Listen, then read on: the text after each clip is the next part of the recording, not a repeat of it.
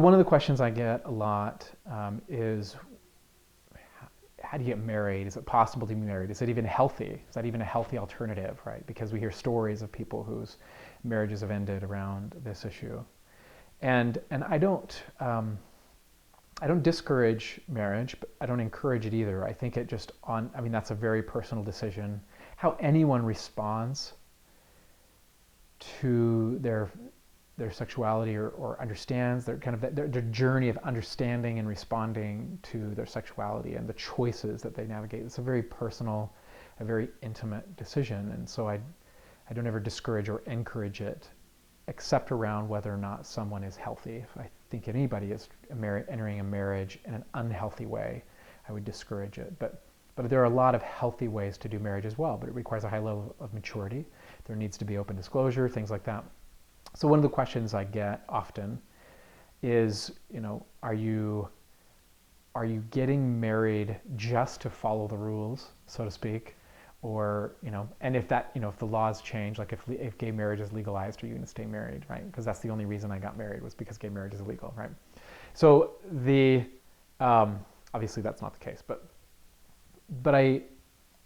through part of my journey, I started to feel, when I first, after kind of a faith crisis around coming to terms with sexuality, I didn't believe I would ever get married. And then there came a time where I started to feel like I would get married, but it would be like way far off.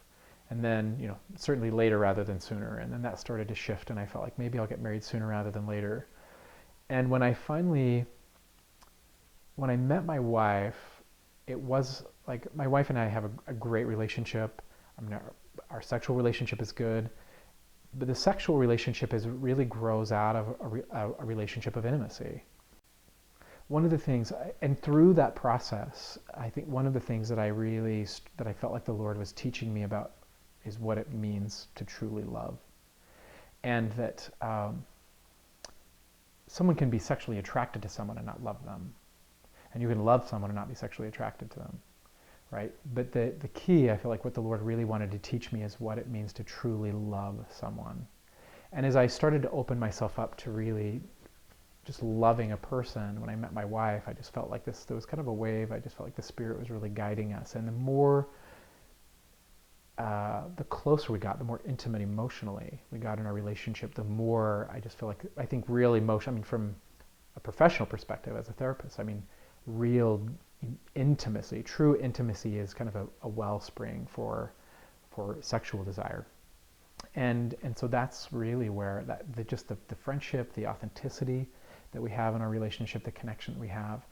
We've never ever had any difficulties in our sexual relationship, and just the love that I feel in our relationship has brought a lot of joy.